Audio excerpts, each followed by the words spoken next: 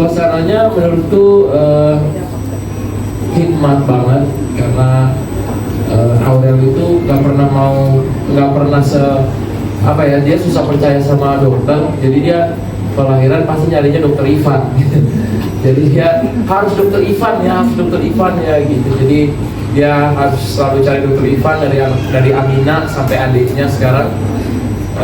Jadi suasana di dalam itu Aurelnya yang penting dia bawa percaya sama dirinya karena di sekitarnya dokter yang udah bikin dia nyaman gitu. Dan ya situasinya di dalam menurutku memang setiap lahiran pasti deg-degan, mau ibu mau bapak mau dimanapun ya, itu pasti deg-degannya luar biasa banget. Apalagi kan kita ngeliat menurut saya mau ibu itu lahirannya normal, mau ibu itu lahirannya sesar, menurut saya ibu tetap ibu ya, karena 9 bulannya tetap mengandung ya, bagaimana menjaga dirinya, terus membawa janinnya dalam perutnya. Jadi menurut saya dari setelah 9 bulan setiap ibu itu mau melahirkan, mau bagaimanapun caranya, saya tetap akan selalu appreciate seluruh ibu di dunia ini ya. Dan di dalam juga saya selalu ngerasa kayak ternyata kenapa dari Tuhan itu selalu dibilang ibumu gitu ya. Jadi saya melihat perjuangan istri saya, gimana dia mengeluarkan air mata yang menurut saya itu benar-benar air mata perjuangannya selama dari bulan pertama sampai bulan ke-9. Dan disitu saya juga udah nggak bisa nahan lagi gimana rasa saya happy-nya, bahagianya, dan bersyukurnya pada saat itu. Bang, mungkin ada nggak sih Bang perbedaan antara hamil pertama dan kedua ini dari awal sendiri Bang? Perbedaannya apa ya? Mungkin itu Aurel lebih tahu, tapi kalau yang aku lihat sih nggak terlalu banyak perbedaan ya, karena bukan aku yang ngerasain gitu ya. Tapi mungkin bedanya ngidamnya nggak terlalu ribet-ribet sih ya. Tapi kalau soal kelahirannya dan lain-lain, alhamdulillah sama, semuanya lancar, cepet. Mungkin ya kalau anak kan tipikal lahirnya beda-beda. Mungkin kalau Amina rambutnya lebat, ini rambutnya tipikalnya halus gitu. Kalau misalnya Amina tanda lahirnya banyak, ini tanda lahirnya ada satu aja gitu. Jadi setiap anak punya keunikan dan kelebihan masing-masing. Panjang. Nah, dokter pengen tahu. Coba, dokter. Berat badannya 3,3, panjang badannya di 48 cm. Saya pada hambatan atau lancar semua seperti itu? Alhamdulillah pada saat proses persalinan, setelah dokter Ivan mengeluarkan dari perut ibunya, kita stabilkan ya, lalu kita berikan vitamin K untuk mencegah perdarahan kontak, kita potong tali pusatnya, lalu kita bisa bareng ya Bapak Atta kemarin ya. Alhamdulillah tidak ada kelainan-kelainan komunitas yang tampak sehat ya. Dan juga setelah itu tentunya Bapak Atta langsung mendoakan takbir dan qomat pada saat azan dan juga qomat pada saat di dalam ruang operasi. Setelah itu kita lakukan inisiasi ini. Nah, setelah inisiasi ini kita naikkan ke atas, Papa Atta langsung skin to skin dengan anaknya lain. Dan setelah itu baru diberikan ASI, dan alhamdulillah sampai saat ini hasilnya berlangsung dengan baik.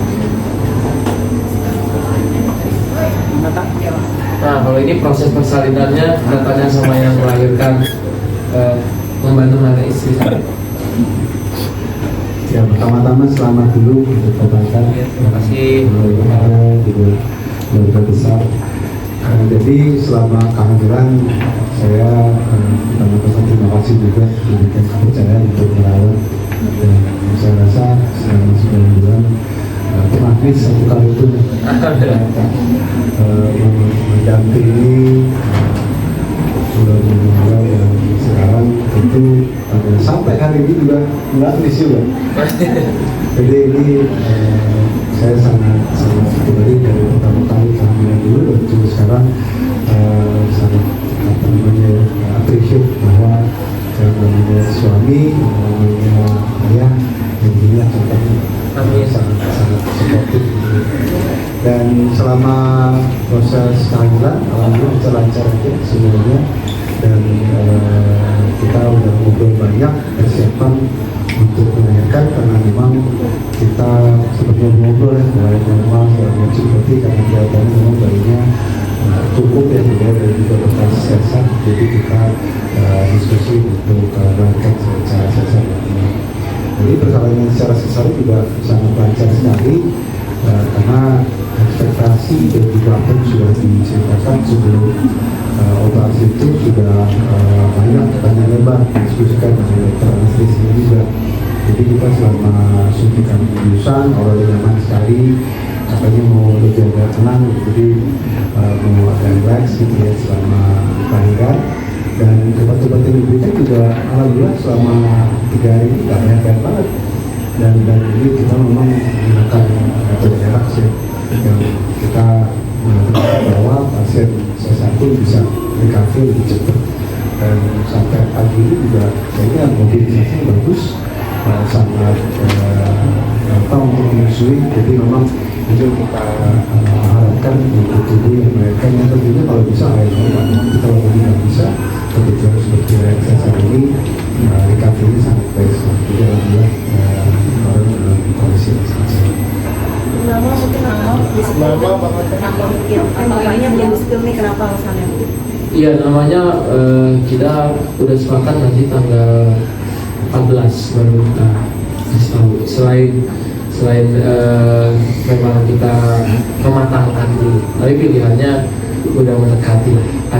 Tinggal dua pilihan doang. Dari siapa bang? 2 pilihannya bang maksudnya? Ya pasti kan kalau nama itu, kalau yang anak perempuan itu biasanya dari bapaknya ya. Jadi sebenarnya aku diskusi sama nenek-neneknya, kakeknya ya, sama ibunya juga, dia senangnya yang mana. Pasti kan walaupun kita laki-laki sebagai pemimpin, tapi kita harus mendengar juga sarannya, karena kan nama itu doa buat anak. Ya tanggal 14 nanti baru kita. Mungkin tadi Alasannya lanjutin. kenapa mungkin tanggal 14? Ya biar lebih matang aja. Inisialnya tetap apa? Inisialnya Hah? apa? Inisialnya A, huruf keduanya H, pokoknya gitu. Sama hal. A sama H. Ada berapa kata bang? Aduh, belum itu. Kalau kemarin kan dipatok Aminah, Hana, Nur Alkan. Oh iya, karena Indonesia ini sukunya beragam ya, jadi mungkin suku katanya akan banyak juga sama. Bang, lanjutin yang tadi bang, mungkin ketika kelahiran anak yang kedua itu kenapa rambutnya lebih halus, ada tanda lahir juga, mungkin bisa deskripsikan sedikit. Ya mungkin rambutnya ini dia lebih tipis-tipis karena lebih mirip mamanya. Kalau yang sebelumnya kan Aminah tuh lahir aja, dia tuh waktu lahiran ini kok kayak rambut semua gitu. Makanya Aminah itu waktu 6 bulan ya, pas nunggu itu rambutnya kan jingkrak. Jadi walaupun anak cewek tapi dari kecil udah kayak rocker ya, mohawk gitu ya. Padahal itu emang natural itu dia rambutnya gitu, bukan dibikin atau di waxing atau apa, bukan memang. Kalau ini dia lebih halus ya. Anaknya juga ini lebih sleeping beauty ya, lebih banyak bobo gitu. Kalau Aminah tuh nangis ya hari pertama itu, nangis terus sampai jam 3 pagi masih nangis, nanti minum susu dikit nangis lagi. Ini tenang, kalem gitu. Nah, cuman ya tadi nangisnya malah kita yang senang malah kalau dia nangis gitu. Jangan sampai nggak nangis gitu kan. Jadi ketika dia walaupun nangis sehari paling 3-4 kali kita senang. Di kelahiran Baby Aminah yang pertama kan mengatakan nggak berani potong paling besar. Nah ini di kelahiran kedua apakah Tetap bukan aku yang potong sih, kemarin cuma aku nanam ari-arinya aja. Iya, cuman kemarin itu kalau yang sekarang kan aku udah tahu tanam ari-ari itu harus begini.